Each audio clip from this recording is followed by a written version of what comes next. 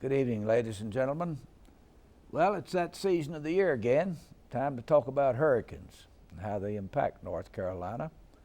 There's been a wonderful history written. This is it, by Jay Barnes, published by the University of North Carolina Press. The Complete History of Hurricanes in Our State. It's a book you ought to have. Jay is here with me, and we're going to meet and talk about that and about his leadership of the aquarium at Pine Knolls at Atlantic Beach. We'll do so in just a few seconds. Sponsored in part by Wachovia, helping North Carolina people realize their financial goals since 1879. And through the financial contributions of viewers like you, who invite you to join them in supporting UNC-TV.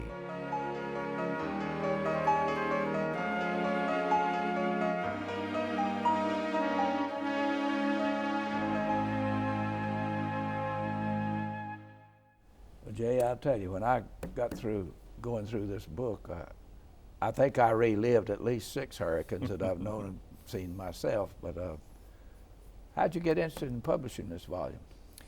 Well, I grew up in Southport, and as a young boy, I heard all the stories about Hazel. Southport was sort of ground zero for that storm, Long Beach, Brunswick County in general. And Hazel was such a changing point for eastern North Carolina. I mean, it really had a dramatic impact, not only on property and destruction, but the way people thought about hurricanes changed almost overnight. That was in October of 1954. A little bit before I was born, but I heard so many stories and I just became fascinated as a young person and started collecting newspaper clippings and photos, and it really kind of stuck with me over the years. You define a hurricane in here, of course, as a massive storm that generates somewhere in the Caribbean or coming across from West Africa, and it's a violent assemblage of wind and water and lots of rain. Are we Hurricane Alley? Has North Carolina gotten that name because of so many storms? Well, we got that name during the 50s when we were hit, time and time again, multiple storms in just a few short years. But we really are, in a way, one of the most vulnerable areas in the United States. North Carolina ranks 3rd in the number of landfalls after Florida and Texas. And if you look at just our recent history, since 1995, look at how many storms we've had roll through. So we are Hurricane Alley in a lot of ways, and it's a name we were given a long time ago, and unfortunately it's kind of stuck with us. During World War II, I remember riding out one of these in the 5th Naval District. I learned then that wind, of course, is a powerful force. But what you fear most in a hurricane is the water surge. Is that true? And what is a surge, Jay? Well, the storm surge is the most destructive part of the hurricane if you are along the coast. I mean, that's what we saw, great devastation with Hurricane Katrina, for example, just a few years ago. When Hazel made landfall in Brunswick County, it had a rise of sea level of about 17 feet there on Oak Island. That means a solid wall of water? It means the entire surface of the ocean lifts up over a period of hours to that height, and that's just an incredible force that nothing can withstand. Right. And the stronger the storm, the more intense the hurricane, the higher that storm surge will be. So if you live along the coast or you have property along the coast, the storm surge is really a huge threat. But one of the things that I like to point out with the book is that you don't have to live at the beach or have property at the coast to get hammered by a hurricane. There's lots of examples of powerful storms moving inland. Fran here through the Triangle area, Hugo in Charlotte, even the mountains of North Carolina have been hit hard by storms through the years. These storms have really been very devastating too. I know in Charlotte, I don't know how many trees they lost, but up in the mountains we had several really serious casualty situations of just plain flooding. The water comes down in such a rush off the side of the mountain. Yeah, and very often these are hurricanes perhaps that don't even strike North Carolina's coast. For example, Francis and Ivan just a few years ago made landfall down in Florida, but by the time the remnants of the storm moved through the Appalachian Mountains, it created devastating mudslides, and just heavy rains can create that destruction days after the storm has made landfall. Everyone viewing this program will remember Hurricane Floyd. Why do you call it the most disastrous storm the state's ever had? Well, people are often asking me, you know, which one was the worst? What's the worst storm we've had? And there are lots of different ways you can measure hurricanes. You can measure them in meteorologically as far as how intense they were, how high the winds were, how much rain we got. You can measure the dollar damages or the number of fatalities. And Floyd stands out because of the incredible amount of destruction, over $6 billion in destruction here in North Carolina, the number of homes that were flooded, and with 52 fatalities, it ranks among the most deadly of North Carolina's storms. But it wasn't the most powerful hurricane to strike. Hazel was the only Category 4 to hit North Carolina during the 20th century. Now, when you say Category 4, what would have been the wind velocity? With Hurricane Hazel, you probably would be looking at sustained winds over 130 miles an hour, 135, 140, gusts over 150 there as it made landfall in southeastern part of the state. Now, lots of people who live all over the eastern part of the state will tell you historically that they remember something else. They remember Ash Wednesday. Now, this is a different kind of wind, a northeaster so-called. Right. How do they develop? Well, nor'easters are similar to hurricanes in some ways. Typically, they've come during the winter or spring of the year, and we have had some very destructive nor'easters. We tend to get them frequently. They're not given names generally, but the Ash Wednesday storm in 1962 stands out because it was one of the largest nor'easters ever recorded in the Atlantic, and it just pounded the Outer Banks for a series of days, pushing water over the barrier dunes and flooding homes and washing away cars and creating a lot of destruction, much like a hurricane would do. It just picked up a hotel and carried it across the street. Right. Very high water from what was not a hurricane but had a lot of similar characteristics. You say in here that given the way we have acted as a people in the last 25 years, that we're probably creating our own crises now. Population density, over construction. Is this what is going to be so hazardous next storm? Well, there's no question, but the next big hurricane that hits the North Carolina coast is going to cause billions of dollars of damage. I mean, it's sort of a given. And not just here in North Carolina, but really any coastal area around the southern states. Why is this so? Well, one of the reasons I think is that we're seeing more and more people move to the coastal areas. They're building on barrier beaches. They've been doing it for many years, but that continues. And even some of the inland communities, cities like Washington, Greenville, Wilmington, they're fast-growing areas. People want to be near the water.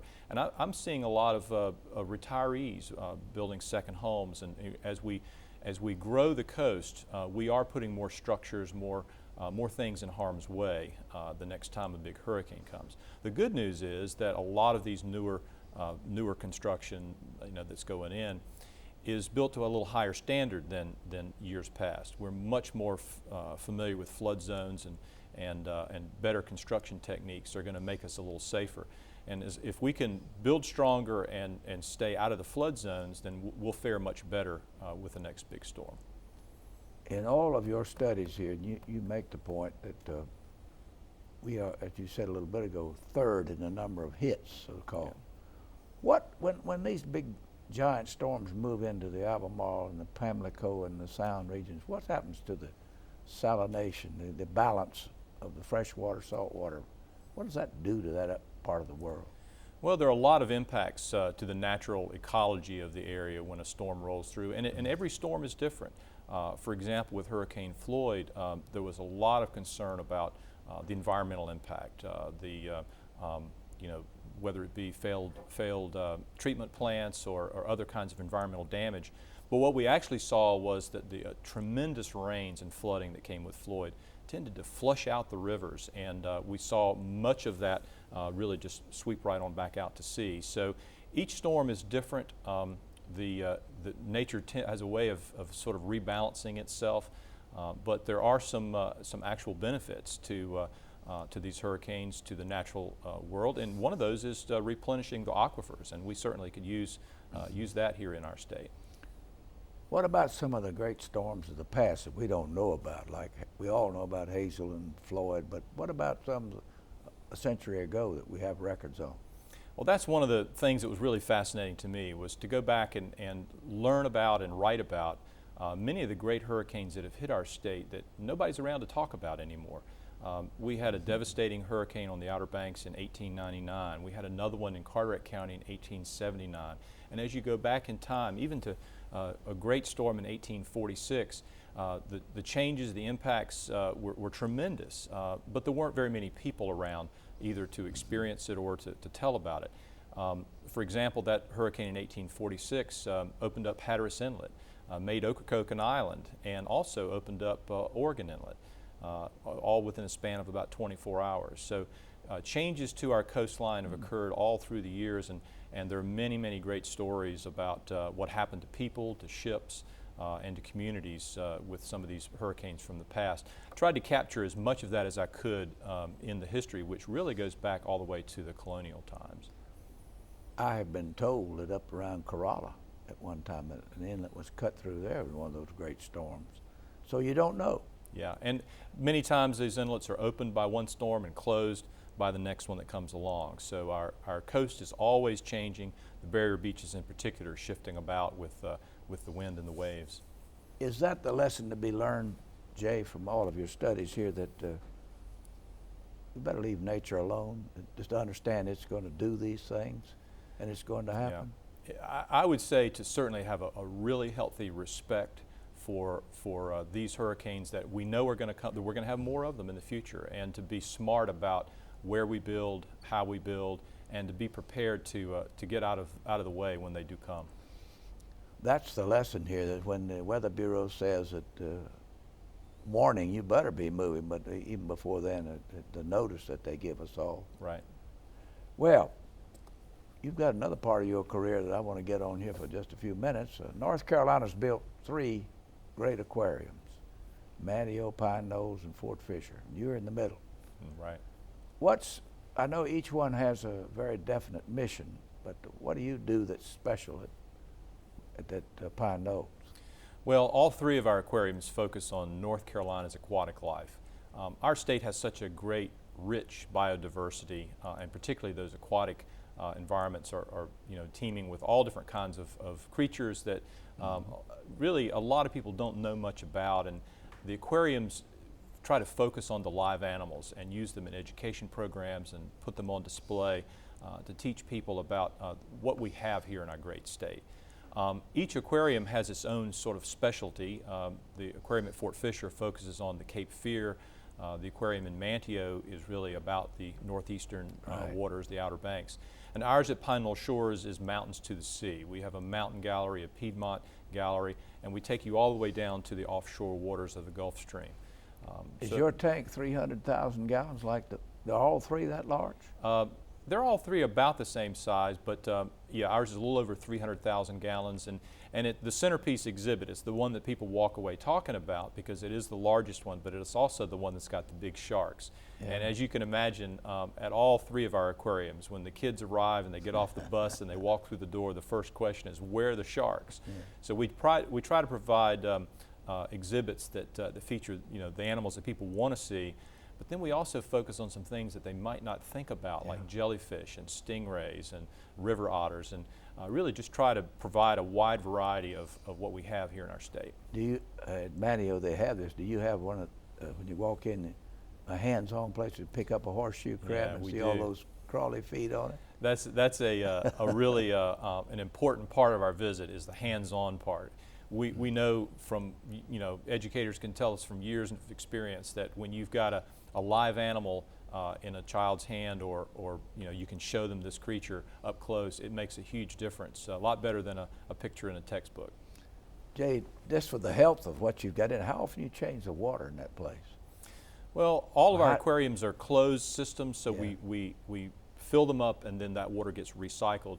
But then they do have to be occasionally replenished with a water change on a percentage basis. So that's something that there's a whole science to that, to keeping the water chemistry what it needs to be. Full of oxygen? Right, for the animals to survive. Well, now, how long do you keep a shark in there? You can't stay there forever. Do you move them in and out, or you keep them pretty long time? Occasionally we will move one out if he outgrows his exhibit. But the sand tiger shark that we have on display right now, we don't think he'll outgrow that 300,000 gallon tank, so he'll be with us for a while. How do you know what to feed? Well, it's not hard. Most of the animals in the aquarium, we can feed them what they would eat in the wild. We go to the seafood market and get shrimp and clams and scallops and fish, but we also it's interesting, we supplement vegetable materials, because in the wild a lot of animals do eat marine algae, and we substitute a garden variety of spinach and broccoli and peas and carrots and a lot of things that we can use to feed animals in the aquariums as well. They ever attack each other in there? We try to set up our exhibits to minimize predation within a tank, but anytime you're mixing species, and particularly the different size animals, yes, large ones and small ones, there's always that risk. But our aquarists do a super job of managing the populations in their tanks to try to minimize that kind of mortality.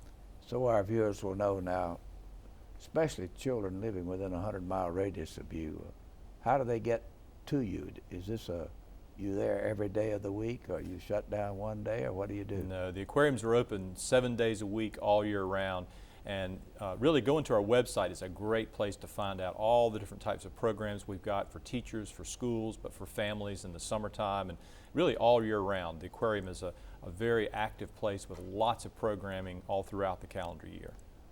How do you keep people working with you then? That's a pretty hard job if you have that many. What do you get, several 100,000 people a year? Actually, the 3 aquariums are about 1.2 million, so That's that makes wonderful. us, I think all 3 aquariums are in the top 10 attractions in North Carolina. So we are heavily visited. Most of our visitation is in the summertime, as you might expect. But as I said, we've got great programs in January and February too. So really, a lot of people are coming down to the coast in the shoulder seasons, the spring and the fall now. Great time to be at the beach and to take part in the things that we have to offer. How often then do people in the neighborhood come to you when you have something like that red algae problem we had 10 years ago or so? It was really very devastating. Or you have this business of the flow from the upcountry, too much fertilizer and all. Do they bring you into these discussions? I would think they would. We are, as part of our mission, we try to focus on conservation, and we try to take the best science that we have available to us, the research that's going on right here in our state with the universities and with others, and relay that to the public and let them know kind of what's going on in the natural world and what kind of impact man is having on the rivers of our state, for example. So very often the aquarium is a forum for those kinds of discussions, and sometimes it's as personal as one of our instructors standing in the marsh talking to a group of kids about the effects of whether it be red tide or point source pollution or non-point pollution. A lot of different messages are conveyed in a very informal way. So you very deliberately work at hands-on instruction then? We do. We try to focus on that, actually. And when you've got hundreds of thousands of people coming through, sometimes you're not able to do that with everyone. But there are certainly a lot of opportunities. People can sign up. You can go kayaking. We can take you fishing. We can do sleepovers where you can actually spend the night in the aquarium with your group. A lot of fun things. Fun is a big part of bringing the science together with the sort of the entertainment, if you will, of what the aquarium is all about. In the theater in Manteo, there's a big auditorium where they show you films, actually showing hurricanes, but they also show shark maneuvers and teach you the dangers of the coast as well as the joys of it. Do you do that too? We do. All 3 aquariums have that ability. We've got beautiful facilities for meetings, we even do weddings and rentals. I mean, we rent the aquarium in the evening, but we have a lot of education programs that take